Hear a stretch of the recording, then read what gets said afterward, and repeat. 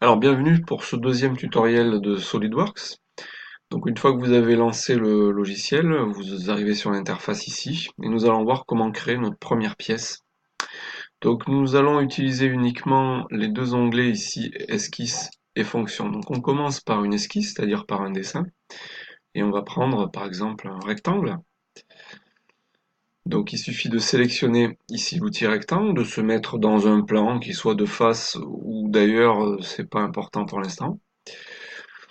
Je vous propose de vous mettre de commencer à l'origine, mais ce n'est pas une obligation. Donc on clique et on dessine notre rectangle. Pour l'instant, on ne s'occupe pas des longueurs, ce n'est pas l'objet. Une fois que nous sommes contents avec notre rectangle, nous pouvons valider ici. Et puis nous allons passer maintenant dans l'onglet Fonction pour faire par exemple une mise en volume. Donc ici, ce que SolidWorks va appeler un bossage. Donc il nous fait la mise en volume directement comme ça.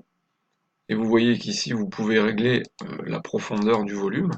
Alors, soit en cliquant, soit en tapant directement à la main le, la longueur que vous voulez.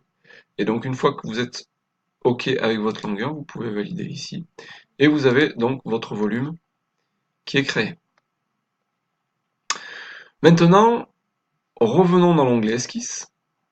Et je veux par exemple maintenant faire un trou dans mon volume. Donc vous sélectionnez la face sur laquelle vous voulez faire un trou, première chose.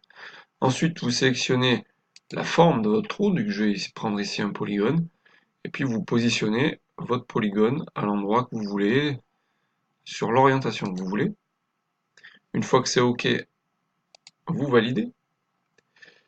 Et on va de nouveau passer cette fois dans l'onglet Fonction, et nous avons toujours le choix, donc soit on fait une bosse, à ce moment-là il va faire une mise en volume, soit, donc là je ne veux pas faire de bosse, j'annule, soit on peut faire aussi un enlèvement de matière. Donc ça c'est ce que je voulais faire, enlever de la matière. Donc vous voyez, il va mettre automatiquement sur toute la profondeur de la pièce, mais on peut aussi faire varier ce paramètre. Je valide, et donc j'ai maintenant ma pièce qui est percée avec la forme. Donc, en résumé, on fait une esquisse, on dessine, et ensuite on va dans les fonctions.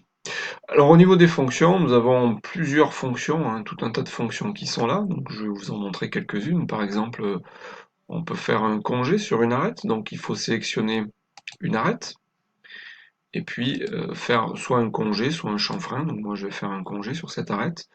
Donc ici vous avez la profondeur du congé. Donc je peux faire ce que je veux, je vais taper 8 unités, je valide, et donc le logiciel va faire mon congé. Je peux faire sur l'autre arête par exemple un chanfrein.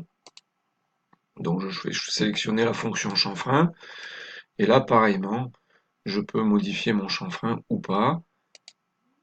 Par défaut il est à 10 mm. Donc voilà, la pièce a fait chanfrein. Donc nous avons ici un nombre incalculable de fonctions qui nous permettent de modifier ou pas notre pièce. Merci de m'avoir écouté et à bientôt.